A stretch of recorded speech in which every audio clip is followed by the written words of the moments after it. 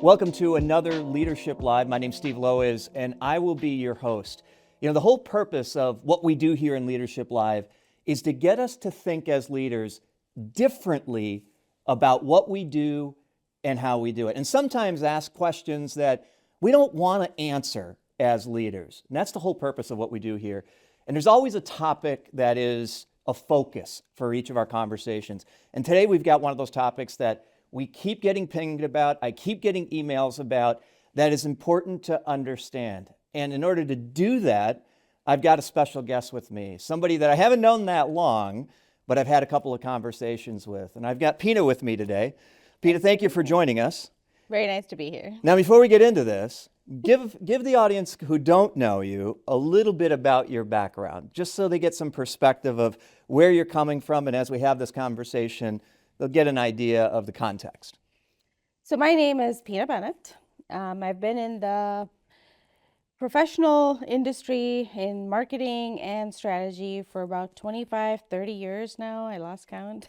We're about the same length there, so. Most of my career has been in marketing, and then I want to say I dabbled in the chief of staff role, so more of a strategy role for about a decade of the 2-3 decades that I've been at work, and have had lots of responsibilities all the way from launching a range of 11 skincare products in 11 months across the nation. This was in India. Yep. To in working in the energy industry, where I worked for about 17 years. And in the energy industry was where I kind of had both responsibilities of marketing and strategy. And then it kind of, as you move into leadership, it kind of becomes a little bit of a blend. Yeah. I've also been a professor for 3.5 years, and I taught all the marketing subjects. Advertising was my most favorite, and I love teaching. We talked about that actually the one time we did chat about it.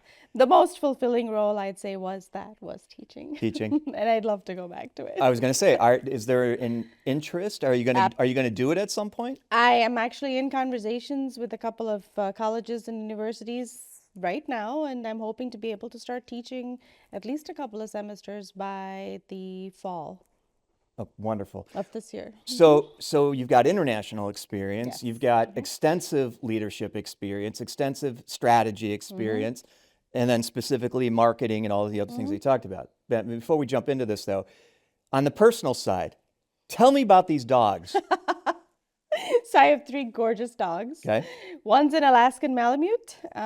He's the second one, actually. He's the middle one. The oldest one is Sir Nigel. Sir Nigel. He is an English Black Lab. He's 4.5 years old now. The middle one is Major Nelson. And his name is actually an interesting one. So we had to give him a title because Sir Nigel had a title because Sir Nigel's dad is Sir Berkeley, who was a field trial grand champion. Got it. And so we had to give him a title. So we did. And so then when Major Nelson came along 2 months later, we're like, he has to have a title. And just so you know, Nelson is a city in Alaska. Okay. And that's how we got his name. And we wanted it to be from N because we wanted them both to have N names starting from the letter M or N. And so Major Nelson. And then in August of last year, we suddenly, no decision, it wasn't pre-decided. All of a sudden woke up one morning and went and got Dame Nikki. So we now have a girl in the family, and her name is Dame Nikki Bennet. Awesome. So now we've got 3. We've got 3. Which I have not seen, so at some point I'm going to have to see pictures of it. I have pictures on my phone. But it's why do I ask the question? Because it's good for the audience to have a kind of a personal connection to everybody that they're watching as well, right? So if you're a dog lover, well, here you go. We've got obviously we have a dog lover. I have a huge library at home. I'm an avid reader. I'm a chef. We are actually just talking about jack of all trades. We're actually just talking about me wanting to do my own cooking show. My mom's here for a few months, and I want to set up all the cameras in the kitchen to film her making authentic Indian food. My daughter that's my daughter's favorite is Indian food, and she's also vegan, so it's perfect. But there you go. But so let's get back to this top. You and I have had this conversation, but the topic that I keep getting requests about is this, from a leadership context, is this idea of accountability, responsibility, ownership. And it's usually, when it's brought to my attention, it's in the context of a leader saying, well, my job is to hold my team accountable, and they're just not owning the thing. I mean, how many times have you heard that? How many times have you guys heard that? I know it's been a gazillion for me. Why does this thing around accountability, ownership, and responsibility, from your perspective, Pina, keep coming up? What's the challenge here? I think the challenge, if you take a really big step back, the challenge is the culture of the Okay. organization, because the culture of the organization, the environment in which you're in, just kind of creates the, I use the word environment. It kind of creates the environment around which all of this percolates. Okay. So whether or not a person feels responsible, and there's a difference between responsibility and accountability, right? What If you is look it? at a RACI matrix, for example, Yeah. a responsible person is the doer, is a person responsible for doing the task. When you talk about accountability, accountability is the buck stops here. Okay. At the end of the day, no matter what happens, whether it was good or bad, hopefully, if it's good, the good is shared. But if it's bad, typically the accountability then rests with that one person, one team, two people, however you decide, or however the structure of the organization is, right? Who's going to, quote unquote, and this again depends upon the culture of the organization. Sure. Who's going to take the fall, if you will, or who's going to, and Well, that therein lies, and I want to come exactly, back to a couple of things you said, but who's going to take the fall? exactly. How many of you defer back to that thought when you Yes. hear the term accountability, responsibility, ownership? It's like, I don't want any of that Exactly. because somebody's got to take the fall. Exactly. How does that, you're talking about culture. That's obviously got to be focused on the culture of the Right. organization. And so there are a lot of organizations that will say that they have a continuous improvement mindset. Yeah. So when you talk about a continuous, so let's just talk about the continuous improvement mindset. In a continuous improvement organization or in a continuous improvement mindset, there is no taking the fall. It's all a learning opportunity. Good is good and bad is good. And why is bad good? Because you learn from it, right? And you're never going to go through any project, any task, or maybe a task, but you're not going to go through a long-term project without missteps. Some mistake somewhere. There's something that's going to Sure. go awry. There's something that's going to go off plan. And depending upon the culture of the organization, the continuous improvement mindset, you use that opportunity to say, okay, how can we prevent this from happening again? What can we learn from this to apply to a different project? In a culture, in an organization where the culture is what we just talked about, taking a fall, Yeah.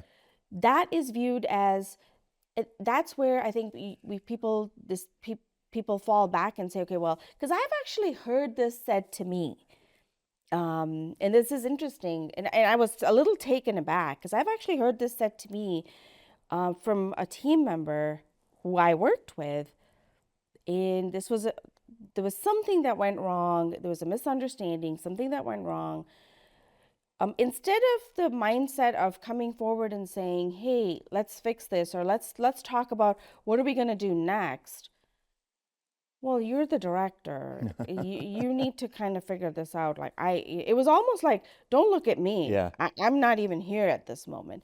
And that really brought home to me the culture of the organization and perhaps my role in it. Was that a company you had just recently joined that you've picked up on that, or what happened? This is an organization. I'm not going to name names. I don't want you to name the name. Yeah. Yeah. No, this is an organization that I was working for, and it's an interesting dynamic where when you work for a large organization, any large organization, you'll find there's this stated culture, Sure. but then there's this actual reality. Yeah. Exactly, the Yeah. reality. Everybody's shaking their head who's watching, saying, "Yeah, I know that one." And this is where it hit me, because I always believed in, and I always subscribed to and lived the culture as it was Stated. Yeah. And then to hear this person say this to me really brought home the fact that that's not what they felt. So the culture stated was, we learn from our mistakes. The culture in reality was, oh crap, we better not make a mistake. Exactly. Okay. Exactly. So what happened? And that's a hard place to be. In the moment, I don't think I did anything. I just kind of, like I said, I was taken aback. But I processed that information, and then I approached the conversation differently, because at the time I realized that the the team was more concerned about whether or not they were going to get blamed for this and whether or not the senior leadership was going to view them differently as a result of it, which was kind of interesting and shocking to me at the same time, because to have that kind of a culture is scary. You're Yeah. not going to deliver your best, because what does that do when you're not when you're when you're afraid of taking the blame, and when you're afraid of being blamed of something, you're never going to take a risk either. That's true.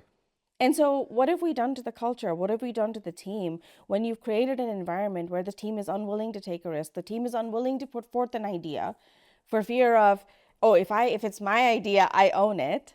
And you've created an environment where everyone is simply going to do what they're told, and that's not a place that you want to be. And you're actually talking about the symptoms of it. So Yeah. if you're a leader watching this, think about this for a second, because I've gone through this myself, where I created exactly what you're describing, right? Is oh yeah, we mistakes are great. We love to have mistakes. Now there's a limit to that too, because there's Yes. there's mistake, there's learning, and then there's stupidity. I'm just going to throw it out there, Yes. right? I mean, come on, we've got to be careful with I that. agree. But if you're a leader and you're wondering, why is your team not taking risks? Why are they so afraid of this idea of ownership?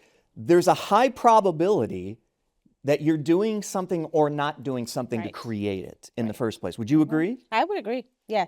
And it's never, the team learns from the environment they're in. The team learns from, or they take their cues from what they see happening in leadership. So if they feel like the senior most leadership of the company is viewing this as a serious error, they're going to step back and say, oh, I'm just a peon. Don't look at me. I'm not the one who makes these decisions. I was told what to do. Now, you do that enough, and you've created a culture, you've created an environment where no one is willing to take a risk, no matter what level they're at. Because this was actually a pretty senior level manager that said these words. Oh, not just a doer. It was an No. actual leader. Yes, this was a leader who Okay. said these words. Okay. And so that was even more shocking to me, because now if you as a leader are exhibiting these types of behaviors, you're setting the stage for the people that report to you. You're setting the stage for the people that look up to you, and saying, okay, well, this is not the behavior that I want to undertake. I don't want accountability. I'll be responsible for doing what I'm told. But being accountable also means caring. To me, if you're accountable, maybe this is just how I'm wired. Maybe this is not the definition everyone would take or accept of accountability. But for Your me, perspective is important. for me, accountability also means ownership. And we talked about ownership, right? It's taking ownership. And when are you willing to take ownership of something? When you truly care, Yeah. when you feel invested, right? And when you feel invested, that's also partly the meaning of ownership. The question is, how do you get people to feel more invested? Again, thinking about it from a leadership perspective, because I look at, similar to you, you can, there's accountability, there's a responsibility, accountability, and ownership. And I view them as tiers, I totally agree. right? So as a leader, I can actually assign you responsibility. It's in your Yes. job description. Yes. You need to do this thing, right? Accountability, I can hold you accountable if you don't do it. And unfortunately, it can be viewed very negative. Ownership is the pinnacle, but it can't be assigned. No, it has to come from within.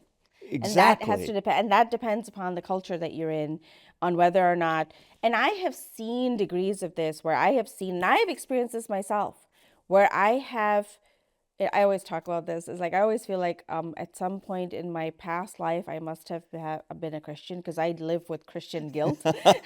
I will take on a responsibility and ownership for things that aren't even my fault. I'm like, I must have done it. It was the Lions. It was that blazer that I wore. I'm sorry. It was my fault. You're the reason they lost. I'm the Come reason on. they lost. But sometimes in cultures you'll see people coming in enthusiastic, and for a long time, and I'll say this about myself too, for a long time, you stay at a level where you're vested. Yeah. You start at a level where you have ownership, because you want to do more, you want to be more, and you feel like if I take ownership, and if I feel like I'm part of the dynamic or part of the fabric of this organization, It'll not only help the organization, it'll help me. And some people are just wired that way. Sure. And some people, I've also had the experience where, in my role when as a chief of staff, I've also had the experience where I've gone up to directors and vice presidents who were 3, 4, or 5 levels above me at the time, trying to explain the cascade of a strategy and their role in it. And I've been told, just tell me what to do. Really? And I look at them going, but you're a director. Don't you want to know why is this important? Just tell me what to do and I'll do it. And so there's different levels. Even at different levels, you see different levels of ownership. And a lot of times I've seen that people start with ownership and they get disillusioned. That's an interest. I've never thought about it in reverse like that, but you're right on this. So you get a new job, you're excited about it, you want to own it, and eventually, if the culture is not supportive of it, that ownership naturally erodes. It's like you're taking withdrawals out of the piggy bank.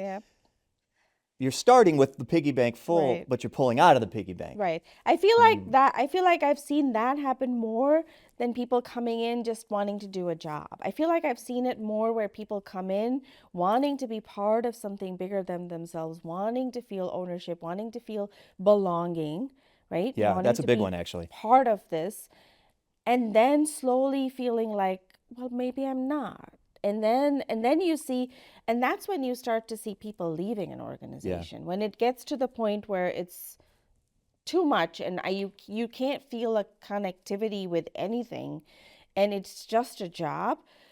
I'm not saying just a job is bad, because sometimes that's what we need. For sure. And a lot of people, This is my job. This is It my needs job. to get done. I I need don't to want to pay get up this bills. morning, but I got to pay my bill. Exactly. Yeah, it's a practical thing. Right. And sometimes Sure. that's the level you're at, and you have way too much going on in your personal life, and that's okay.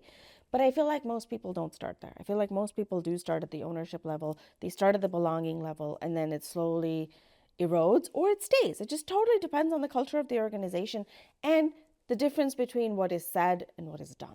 Well, that's a huge thing. What we talk about, aspirational, and what we actually do. Again, and I have inadvertently found myself there, as I said earlier, that's some years ago.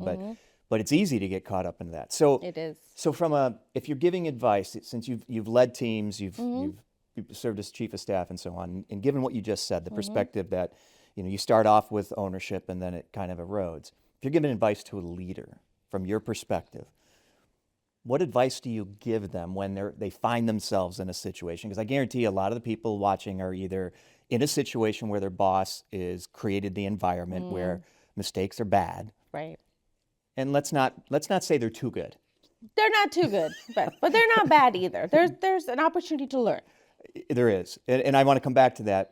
But then, what advice do you give that leader to undo what's going on? How do they actually make a shift? So let's assume what's happening is they state this, but they're doing this.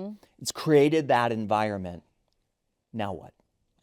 I think for the leader, it's more important for the leader to be seen as responsible, for the leader to be seen as being accountable, for the What does that leader look like? to be seen having ownership. It can look like different things in different situations, but primarily it depends on the way you're asking questions. So think about what happens when something, and we're not talking about run-of-the-mill things, right? Let's think about what happens when something severe goes wrong, something that's not entirely cataclysmic, But a significant stopping, issue. but it's a significant issue. Okay. What happens? Typically, there's questions asked. Yeah. Right? The manner in which those questions asked will signal the organization whether these questions are being asked to place blame or whether these questions are being asked to solve a problem. For example. So so let's take an actual real example maybe of something and kind of role play how those questions were asked. I didn't. You gave me a project, Pina. I report to you. You gave me a project. I finished it, but I finished it wrong, and it's causing issues with a client. Let's use that scenario. Okay, so in that scenario, if you come in, so let's say let's just assume it's an extremely important client. It is. The client is it's very, very upset. So now the leader is upset because this is a client that really should have been taken care of. Sure. before we even get to questions, I'd actually say, okay, well, how did we have a setup where, so this is where, you start to problem solve, right? So first of all, how did you even have a setup where you get to the end and then you realize something's wrong, Yeah. right? So There's already an inherent issue there somewhere. there's an inherent Yeah. issue that needs to be fixed Yeah. there. But now you're talking to this individual who's already, mind you, who already knows that something's wrong, whether or not they have a recognition of whether I messed up. Because bear in mind, they could believe that they did the right thing. They can. They could believe that they followed orders, that they did exactly what they were told to do. My perspective in this situation is I did exactly what I needed to do, Exactly. Pina. And exactly. So now the question is trying to get to the root of where did the divide happen, right? Not asking questions in a manner that elicits blame or kind of puts blame on a person, but asking a question on, hey, do we know, do we understand? First of all, trying to get to a common understanding, Yeah. right? Because if there is an acceptance, if I don't even accept that There's an issue. there's an issue. You caused it, or in this case, Or I caused it. Well, but maybe or maybe not. Yeah. Right? Maybe or maybe not.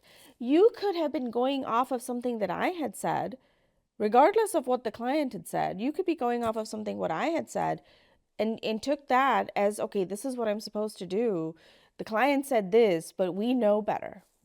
Sure. Right? Sure. And so I think first getting to the bottom of, hey, can we agree that this project didn't quite go the way it should have gone, right? Having a conversation versus an interview. Tell me what you mean by that.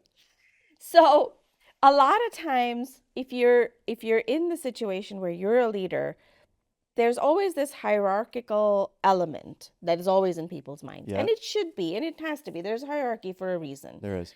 But in that situation, if you're approaching it from a hierarchical standpoint, and if you're approaching it where you're the one that made the mistake, and do you know what you did wrong? Your immediate reaction is going to be fear Of course.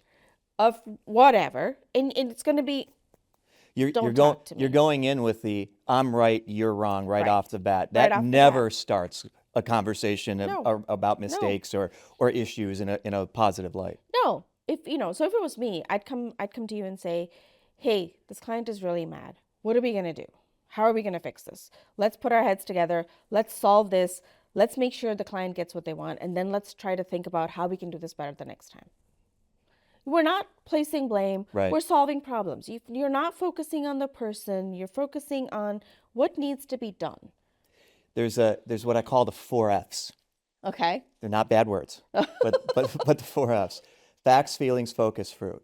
Okay. So I like that. So you were talking about getting to the facts of what's going on. Do we all agree that something happened that upset the client? Right. Okay, what caused that? Let's get to the facts of it. Take the feelings out for a Take the second. feelings out. In the beginning. Right. Let's get to the facts. Do we have the same perspective as you were Right. talking about it? Can we agree that these are the facts of the situation? No, I view it like this. No, I view it like this.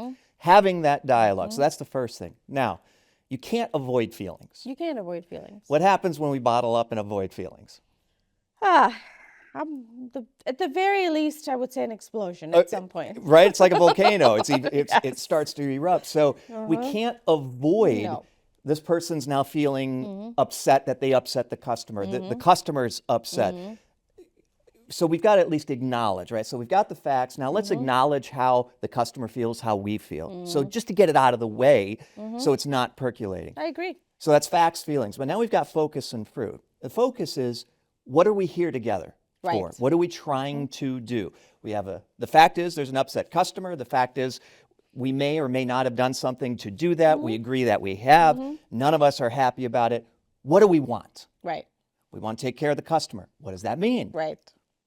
And then the fruit, how are we going to do it? How do we? So that's why I always use this facts, feelings, focus, fruit, so that it doesn't become the blame game. Blame It game. becomes, what do we want out of this conversation? And one thing to remember too is, and this is sometimes quite often forgotten, and you asked me earlier, like what in this situation, kind of, how would you deal with this? Yeah. One thing to remember is, and don't kill me for this. The customer isn't always right. I'm Say, sorry. say it again. The Say it right here. Look at this camera and say that again, The Pina. customer is not always right. She's right. You need to, at all times, the primary aim of a leader needs to be to protect their people. If you're putting the customer above your people, you're never going to create an environment in which your people feel safe. No, the Ever. people start to resent the customer. They resent the Yeah. customer, they resent you, they resent being there, they resent everything. And at that point, you're never going to get the best out of them that you need for them to be able to do right by That's their right. customer. And so I'm not saying in this situation the customer was wrong. Maybe we did mess up. Maybe we did do something that shouldn't have been done, and the customer is now super upset. And I think, the first, to use your 4Fs, right? The first thing is to focus on the customer, get the customer what they need, and then try to internally problem solve on thinking about, okay, where in the process did something somewhere go awry? Where did we get mixed messages? Maybe the mixed messages came from the customer, Yeah, it and you didn't understand. I mean, you think about different kinds of jobs and different kinds of, environments. Things happen. You think you understand what is said. I always I did a small stint in the nuclear industry. And at first I used to find it really, really silly because they have the three-way communication. Yeah. You say something, I repeat it, and then you repeat it back to me just to make sure We're on the same 100% page. that we're 100% aligned on what was said and Yeah. understood. And I found that really silly at first, but I think I totally get it because a lot of times you think you've heard what you said. And I've actually experienced this. I've left a meeting where the executive and I had talked about something and we were going to cascade it to all of the leadership, the executives' leaders. And then I was supposed to meet with them one-on-one afterwards to make sure that they had the correct understanding, that they knew the timeline, that they were going to do what they were supposed to. Clarity's king. And then you meet with all five of them, and all five of them have a completely different interpretation of what was said. Yeah. And it's like, how did that happen?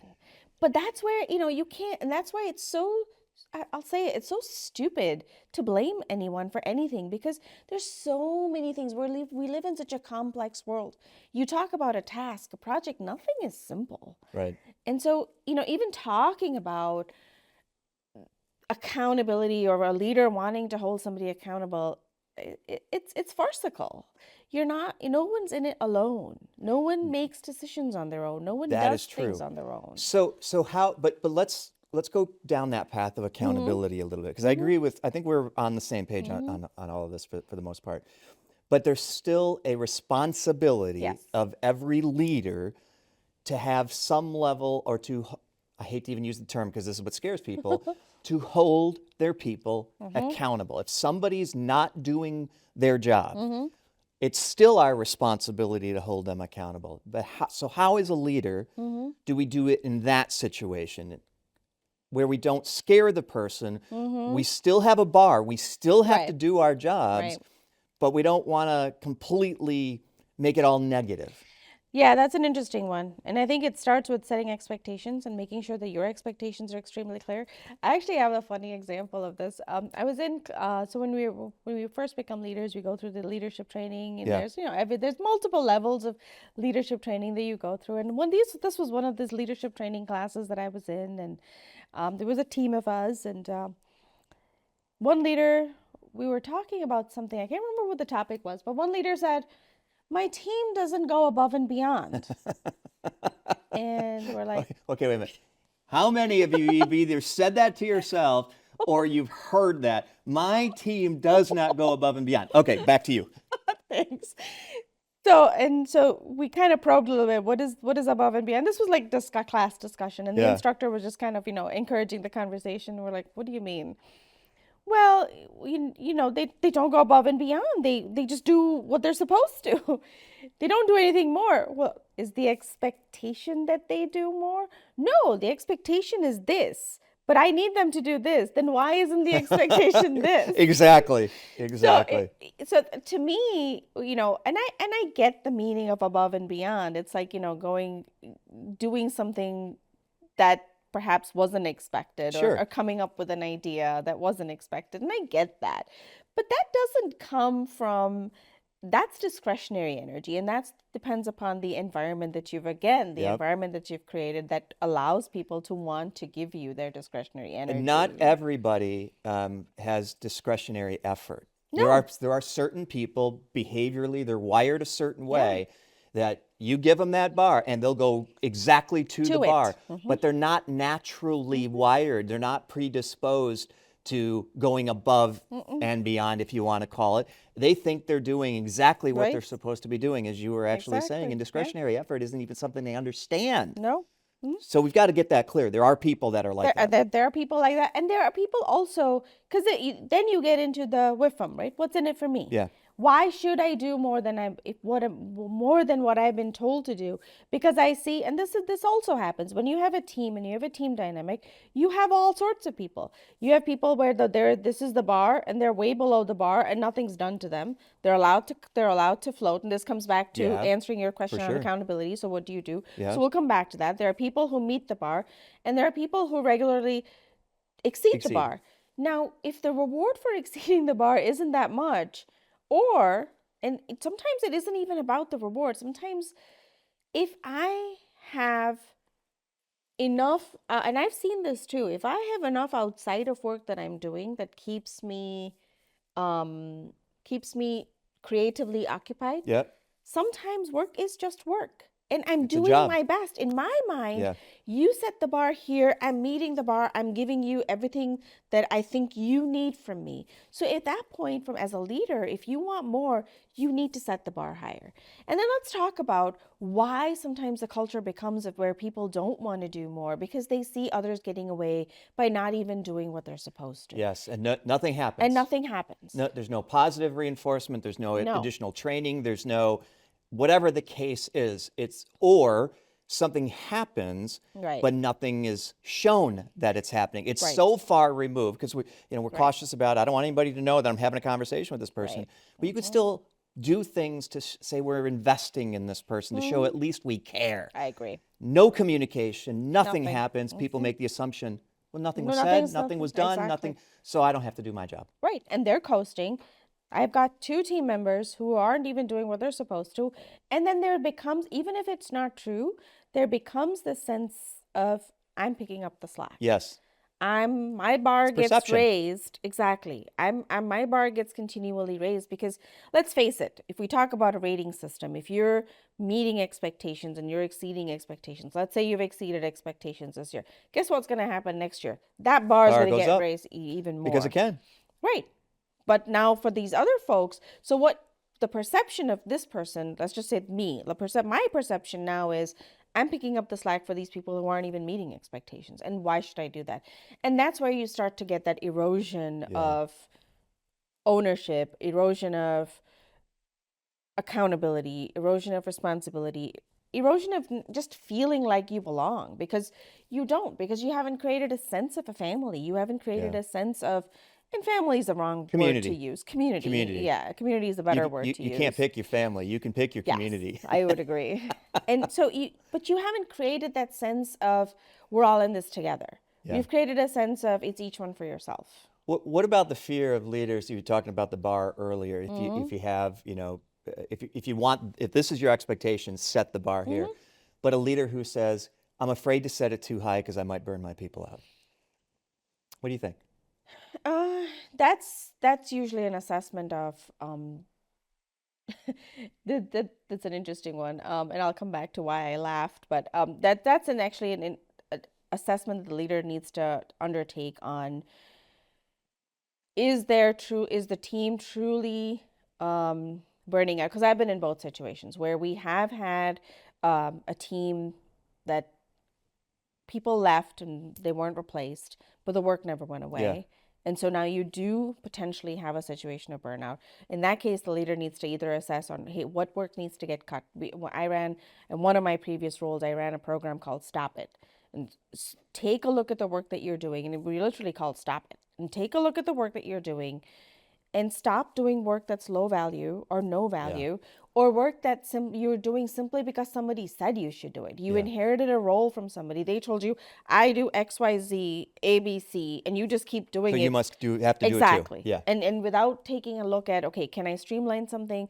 And if you need to ask permission, and that's why we had a stop it program, because people would submit their stop it ideas. We would evaluate it Okay. and then say, yeah, you can stop it.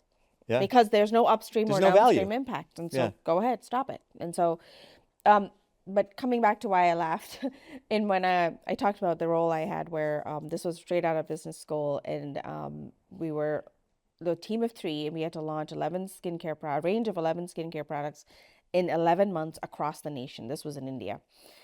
And I used to work really long hours. I'd come home at 8 or 9 or 10 sometimes. And my dad would say, you either don't know what you're doing or they need to hire more people. Yeah. So that's an assessment that the leader needs to make, right? Sure. Because I've had teams where I've had a person on the team who didn't want to use technology, who was taught Excel a million times, but didn't want to use use the tools in Excel and use Excel the way to help her reduce the time burden of her role. Efficiencies. So this person didn't want to do that. So they'd work weekends and on their vacations to get the work done, to catch up on the work because they couldn't do it. Now, in that situation, you need to think about, and I actually did have this conundrum on, this person's been with the company 40 years. And actually, when I came into the role, this person was being actively managed to be managed out. Yeah. But then you take a step back and go, okay, they're getting the job done. Okay, they're slightly slower than perhaps, somebody else. But is that, you get into this whole ageism. And I don't know if I made the right decision or not. I still don't know if it was the right decision to have made. But I made the decision. I talked to the leader, this person reported to, and I'm saying, okay, they're getting the job done. Is that so bad? Like, do we really want to performance manage a person out who's this close to retirement because you've introduced tools that they're learning, they're using the tools, they're just using them as efficiently as perhaps you or I would.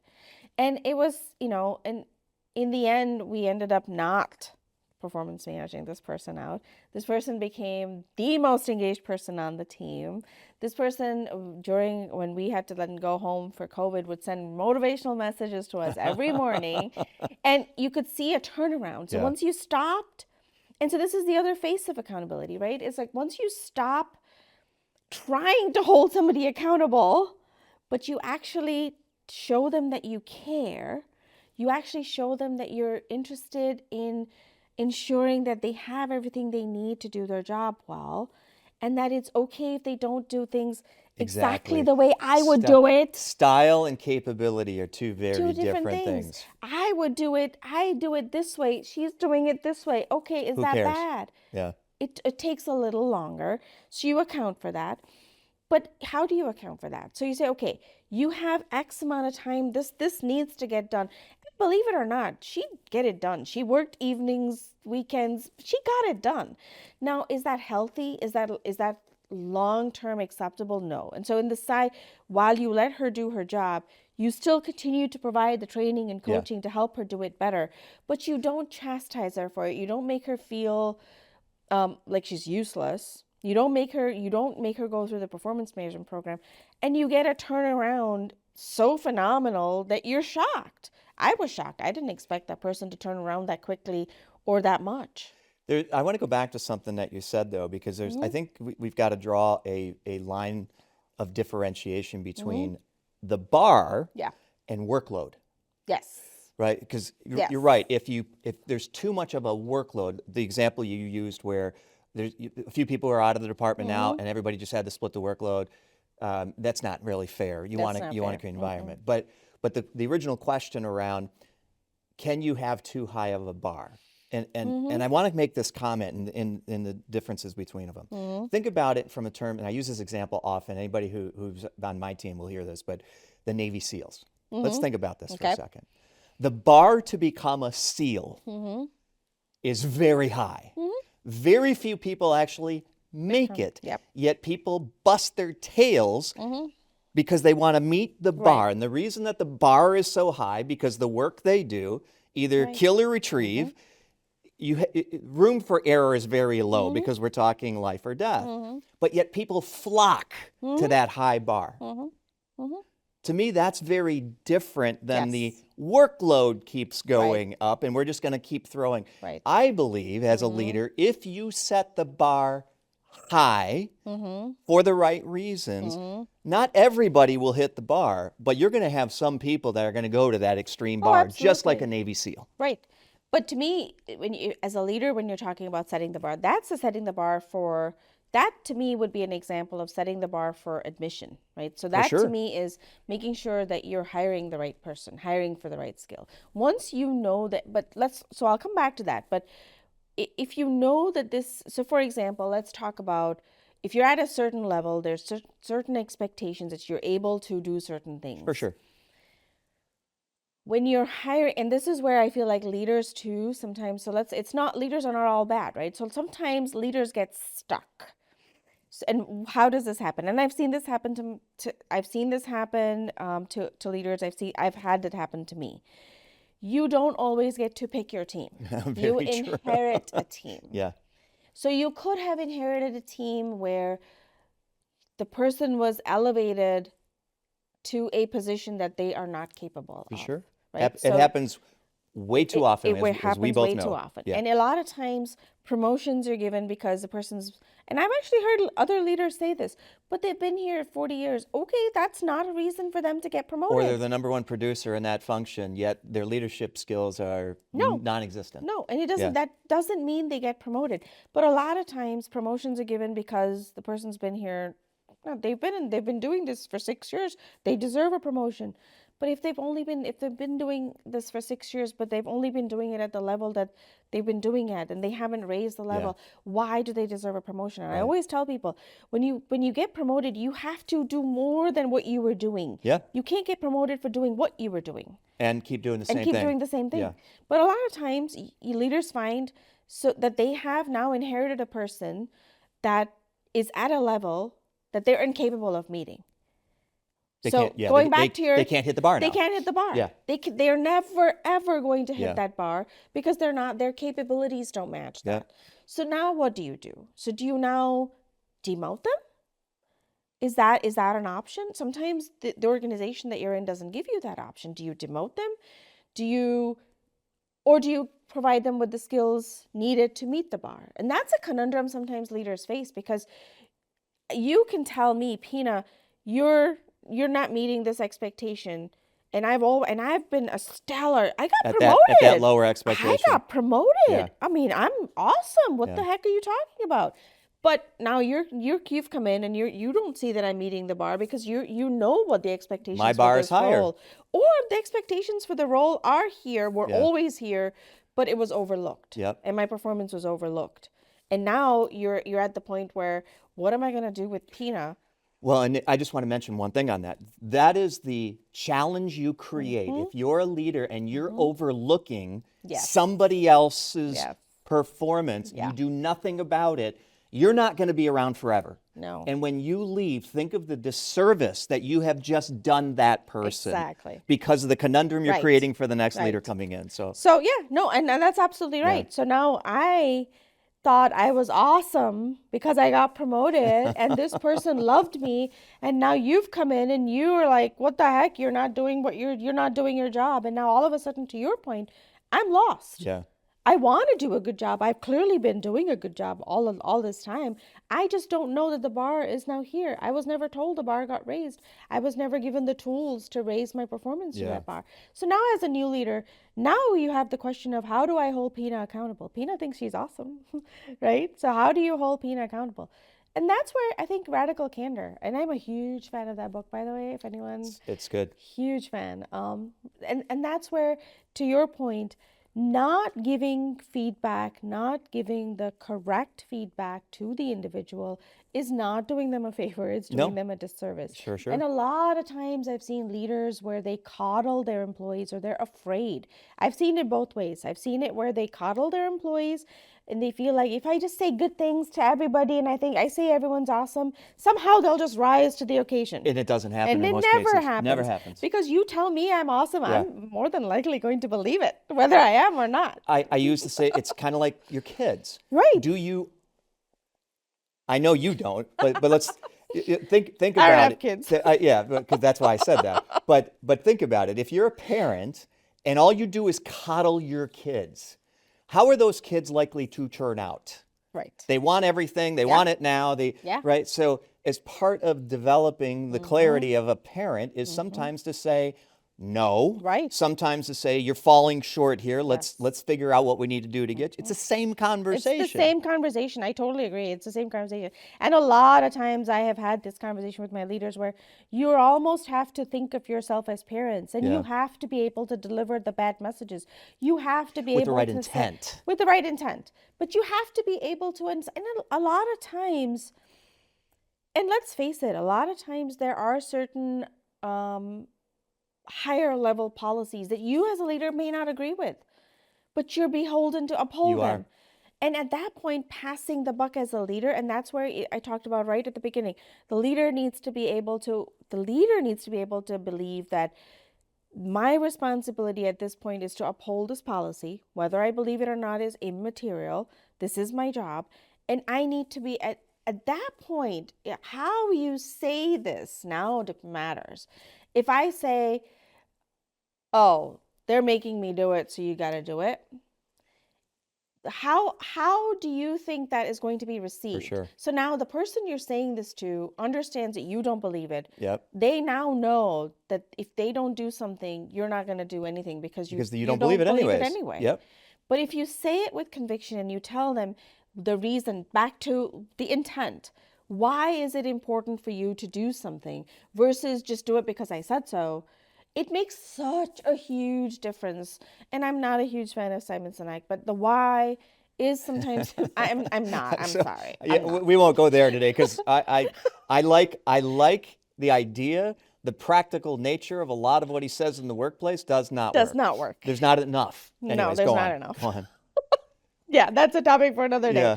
But the intent behind why something needs to be done is so important to explain, because the question behind it is not, it sometimes it doesn't even have to do with a bigger purpose or an intent or anything. It simply has to do with, do you believe it? If you believe it, they'll believe it. If you don't believe it, you will never be able to communicate that to anyone else. Going right off your point, I was on a conversation actually in the last 2 weeks. Family-owned businesses, and the family is not involved in the business from an oversight perspective. Okay. So each one has a CEO.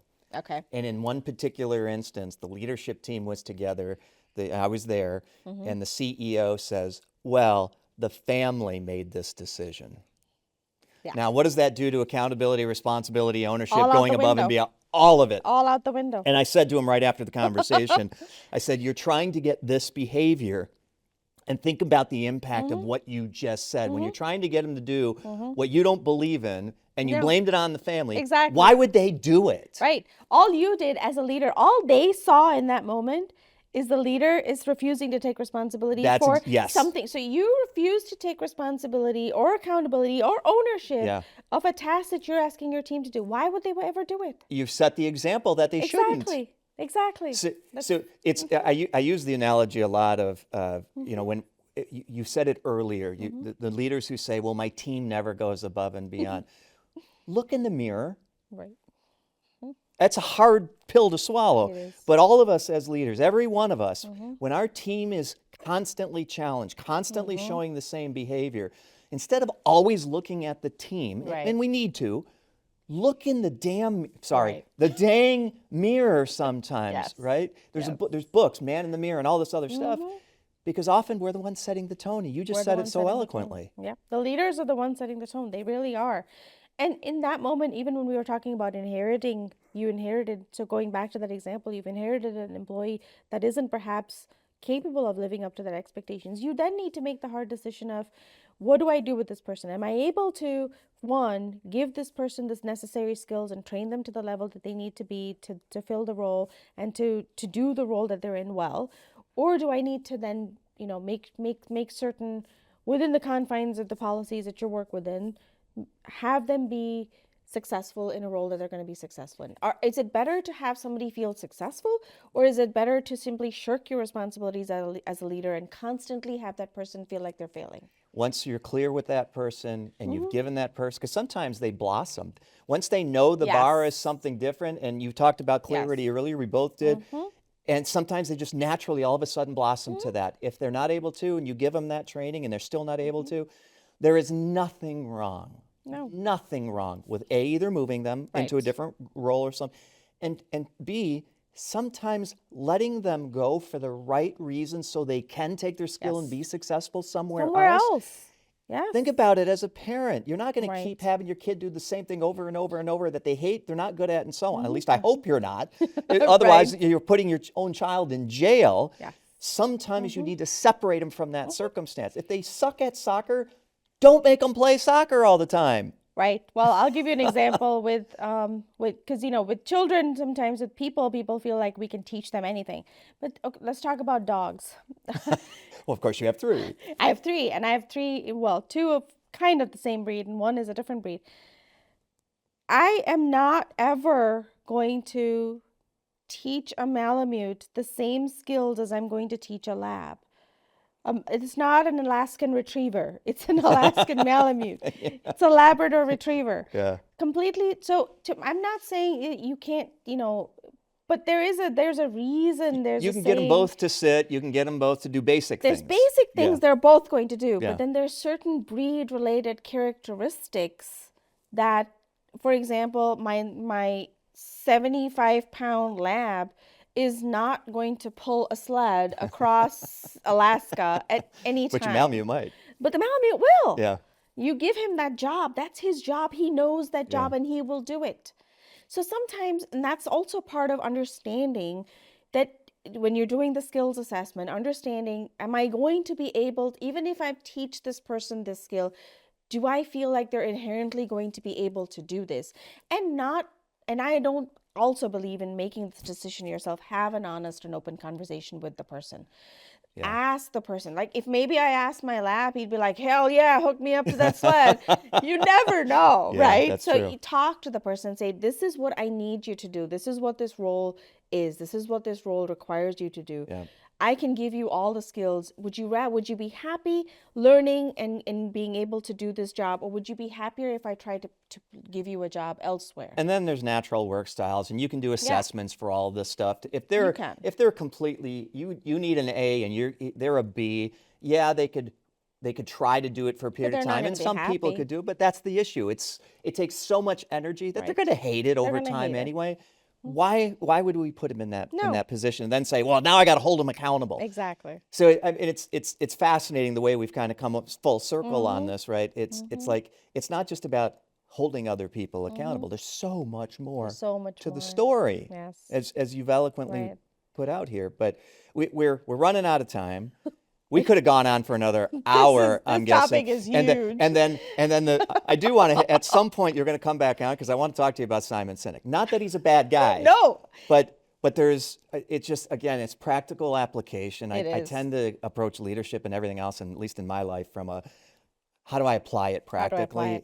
And sometimes it's tough. I love the ideas. It gets me to think different. Maybe that's his goal. And maybe that's his goal. And I know we had, that circle chart that he draws. I love that circle. I love that circle chart. And it clicked. But then when I tried to read some of his books later, I'm like, wait a minute, what? The circle chart, the power of why, which is where the circle comes from, is whys have gotten taken out of context. I think sometimes why is something very simple. You said, I just got to make money to feed my family. Maybe that's my why. My why. Let's not make everything so altruistic and big picture that we have to save the world. That's not everybody's job. Anyways, but we'll come back onto that. But Pina, thank you, because you brought up some things that made me think a little bit differently. I know the people that are watching, they're gonna look at this and say, oh my gosh, I didn't think about accountability, responsibility, and ownership in that particular perspective. What I really value is most people probably start with that high level of ownership, and then they're taking withdrawals, and we don't even realize that we're creating the environment where they take those withdrawals. But thank you for all the time today. Thank you. If you're watching this, I hope this was it hit a nerve. It hit something to get you to think a little bit different as a leader. If you are an individual watching this and you're not leading and you want to share it, please hit share, send it to that person so they have an opportunity as well. The whole point around Leadership Live, as I said at the beginning of the session, is to talk about things in a way that's different than everybody else is talking, to get our minds thinking a little bit differently. If you've got such a topic that you want us to address, please let me know. You can connect with me on social media, or you can send me a text directly. This is my cell, 734-837-8500. If you want to be on the show, if you're as eloquent as Pina and you want to be here, please reach out as well, because we'd love to have you. If you got something specific on your mind that you want to share, we have been talking about this accountability thing a couple of times. But again, thank you for watching. Pina, thank you for being here. Thank you very much. And make sure you join us on the next episode of Leadership Live.